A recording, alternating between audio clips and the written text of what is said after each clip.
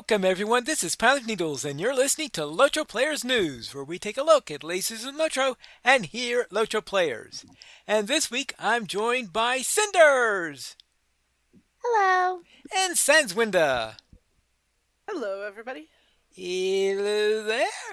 And it is now time for our latest nice little update this time, not a really big one, for update 47.1. We have some more release notes.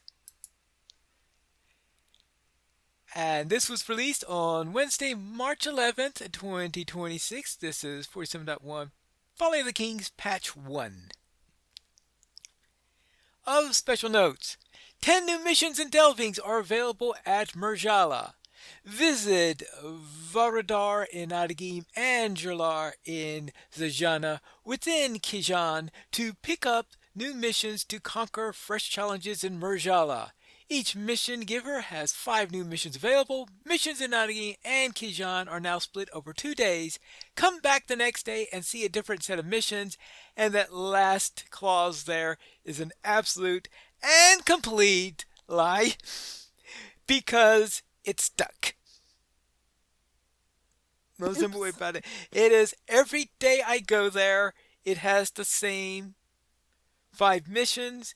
So it's a mix of old ones and new ones, but you go to them in there, it's not cycling through as it's supposed to. It's just stuck on a single day, constantly going through there.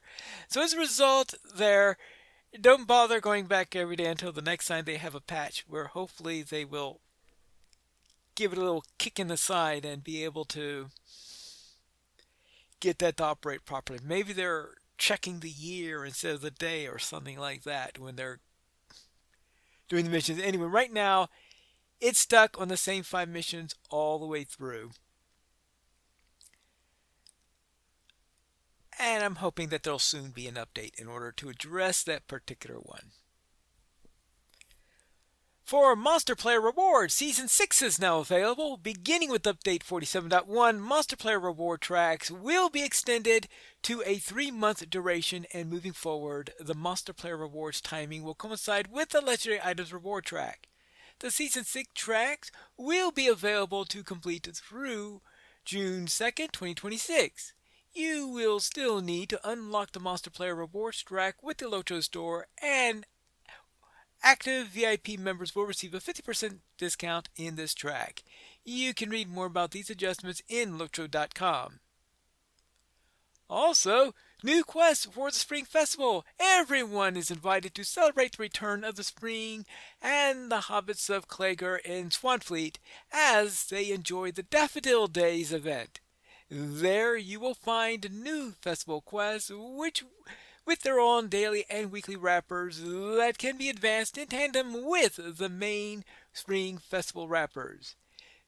You can get the party started by talking to Hugh Birdlarch in the Breeland Festival grounds. New rewards available during the year's Spring Festival include Daffodil Celebration Cosmetics, Goat Mount and Pet, a new store dance emote, and several new housing decorations. The Spring Festival begins at 10 a.m. Eastern on Thursday, March 12th and continues until 3 a.m. Eastern on March 31st. Learn more about the Spring Festival on our guide to LOTRO.com. So let's go and see what the news and notes are. For the festivals and events, no movement altering abilities should be usable in the Shrew Stomping event during the Spring Festival. So apparently people were using movement altering abilities in order to get an advantage in that particular contest. Seasonal rewards for the Red Maid Festival instance have been adjusted to reward legendary tracery token packages. For general notes, Ordekai battle cats will now attack on their own and no longer require being attacked first. You can no longer use the boots of quite imaginable power, the enormous boots, or the dwarf club of unimaginable power while in bear form as a Bjorning. Tracery token packages awarded by quests and deeds that were generating general errors and could not be and could not be used because they were missing their max contents level should now be stamped with level 160 and be usable. In the Hobbit tutorial instance, a road through the dark. Saladin will no longer T-pose. Now, if we can now just talk to Heatstraw in Defense of the Prancing Pony so that he will stop T-posing. Kintide takers are now actually guards.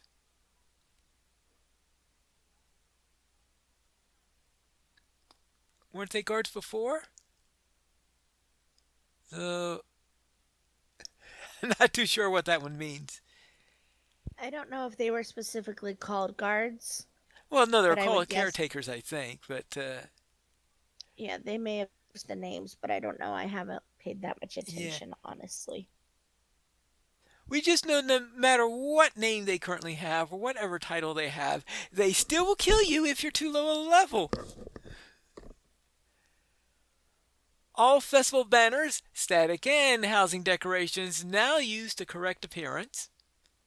The treasure cache stuck in the hills in the southern Idigao has been moved slightly, making it accessible. And the month of March now displays properly in the German kinship calendar. For classes, Burglar Mischievous Delight now properly restores power to allies. For instances and skirmishes, Folly of Naheri and Tier 3 opening has been adjusted and is now noon Eastern on Thursday, March 26th. So an extra week is going to be given for Tier 3 to open. Also, for the Legion of Lareth encounter changes, reduced the number of ads summoned by calls of the Legion to call stalkers on Tier 1. Bloodpool now has a 2-second trigger delay, was 1, and a much weaker initial damage hit. During Phase 2, which special arena abilities can occur, is now tier gated. On Tier 1, only Commander Mornang will use her ability, Darkwing Flight. On Tier 2, only Darkwing Flight and Rain of Knives will occur. And on Tier 3, Darkwing Flight, Rain of Knives, and Blood Orb can all occur. Fix an issue where completing the Ekalnebi, the Fallen Palace in solo duo mode will not count towards the challenges of Murjala Weekly Quest. Fix an issue causing volatile mushrooms to sometimes not respawn after a group wipe in Zamaktar and Putrescent.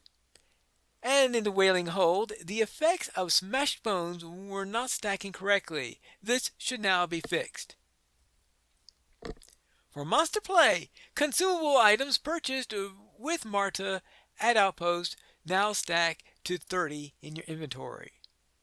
As for UI and scaling, cursor scaling and now functions regardless of post-processing option choices. Fixed a bug that caused quest area overlays on the map UI to either not show or be cut off incorrectly against edges of the map. Quest areas on the map now show when the map is first opened.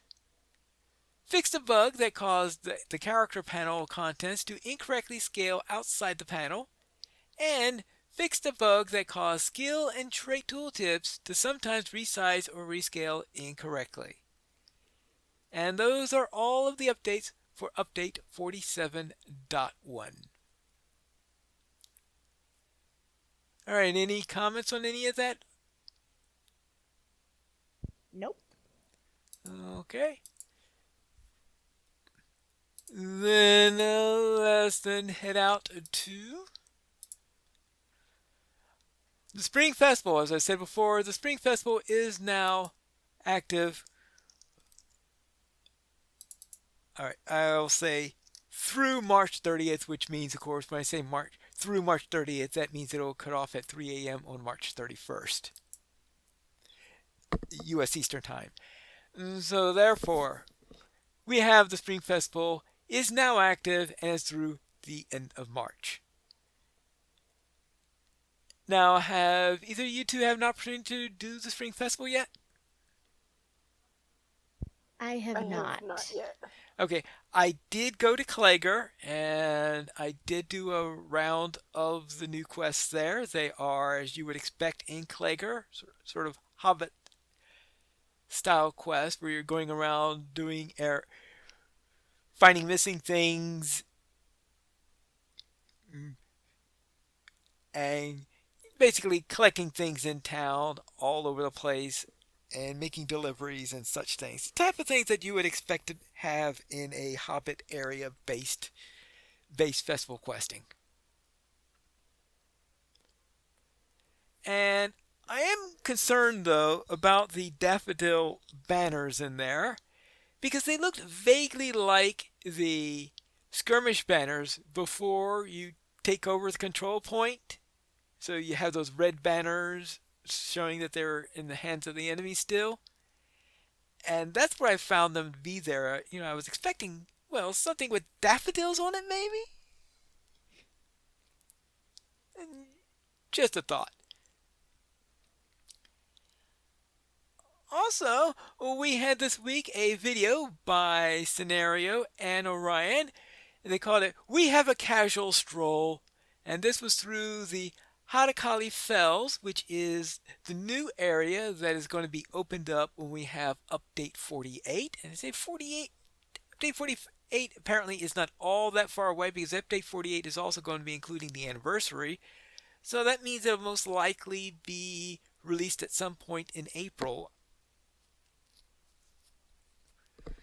And this is going to include a new area, I will presume, with a continuation. We hope maybe, I think it's supposed to be the conclusion finally of Mizadi's story.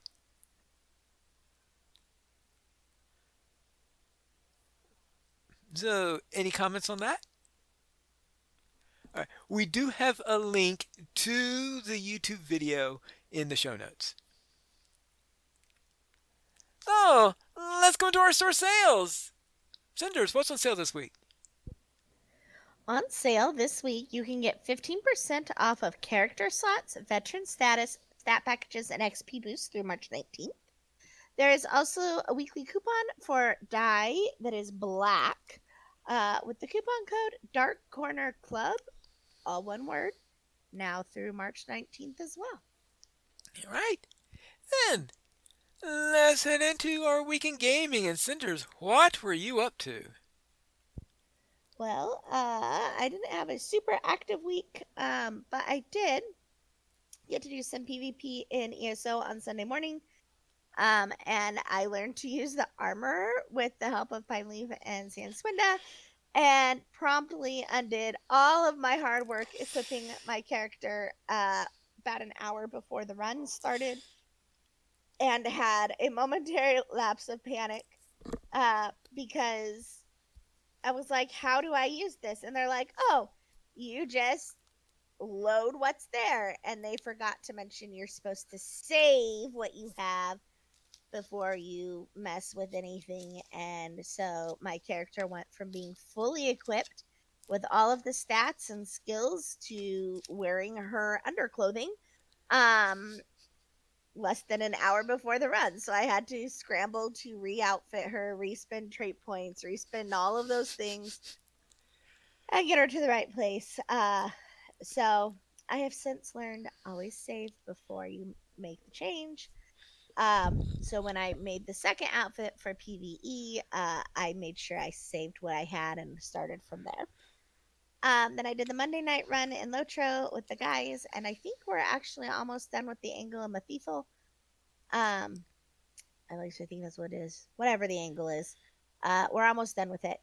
And then I spent the rest of my week playing ESO with Pine Leaf and Sands, working on my EP character. She's finally level 34, and finishing unlocking her skills and the Citric Order so that she is more viable when I take her out on Sunday. Sands, how was your week? My week was pretty good. In Lotro, my cook continued cooking in the Sweetens Guild Hall. And I went on the PvP run last weekend, and then finished leveling the 2 subclasses for my PvP build in ESO, and that was pretty fun. Um, it felt a lot better with an actual PvP build than it did before. And I played some Stardew Valley with my sister and nephew on a new farm, which was also pretty fun. And that was pretty much my week in gaming. How was your week, Mainly? All right, I'll begin with my warden. My warden ran half of the new missions, and because, as I said before, it was not properly rotating the days, so I only was able to do half of them. Now I had done the other half on Bull Roarer way back when, but I haven't played the other half of the new missions on live yet. Now the Wednesday night group, we managed to escape from the depths of Isengard, so we are now finally able to breathe fresh air and outside the stifling smoke and steam and all that other stuff that you have down in Isengard and all over the place like that. And in ESO, my warden reached level 50, and I managed to collect the items with a little help from various people. I went last night. I was collecting things from one set, and then today, Sands and Cinders joined me in a couple of public dungeons where I was able to get the items for my damage build, and last night was getting stuff for my solo build. So I think I'll be able to get my build all together nice for my warden then. And that is it for my weekend gaming. If you have any feedback for us, you could send it to podcast@lotraplayers.com. The Players Alliance has 2 shows. On Saturdays at 8:30 p.m. Eastern Time, we have Lotra Players News, and we record DDO Players News when Drac is available. You guys join us for our shows at lotraplayers.com/live. And that's all for tonight. Then this is Planet Needles reminding you to skirmish responsibly.